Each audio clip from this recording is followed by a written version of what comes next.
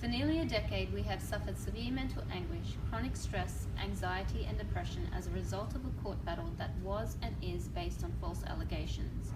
Both the New South Wales Independent Commission Against Corruption and the Parliament have a lot to answer for. Both have continually relied on the trust of the good Australian public, who too often assume that governmental bodies are clean, which in this case they are not. It has been absolute torture watching and experiencing the judicial system fail at providing justice to us, 3 young women who are completely innocent of the allegations directed against us from the New South Wales ICAC.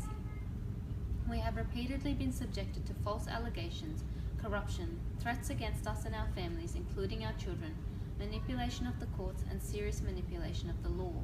All this was done to remove accountability of the New South Wales Independent Commission Against Corruption for its corrupt and at times even unlawful actions.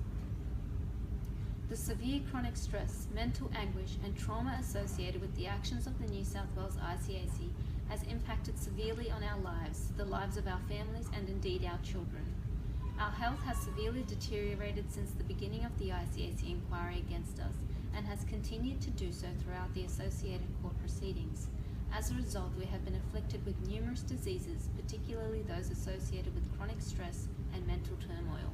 The damage has been extremely severe and lasting. We are now all experiencing severe financial hardship as well. The horrid stress of the court battle has led to chronic hormonal issues, suppressed immune systems, repeated illness, and personally for me, led to a stress-triggered preterm labour. The result was that I gave birth to my baby at 24 weeks gestation. He weighed just 660 grams. The baby survived, though he has special needs. He stayed in hospital for nearly a year in total and has had 4 surgeries, as well as feeding issues and a hearing impairment, amongst a host of other medical issues. The New South Wales ICAC and the Parliament accepts no accountability for their unlawful and corrupt actions that directly led to my own health issues, as well as those of my sisters, family members, and our children.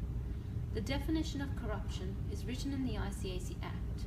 According to that Act, no corruption was ever done by me or my sisters.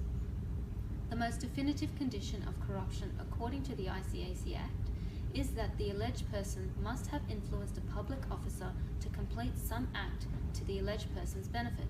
This never occurred. In fact, the Parliament released a report in 2015 which went through a number of ICAC inquiries, including the one associated with us.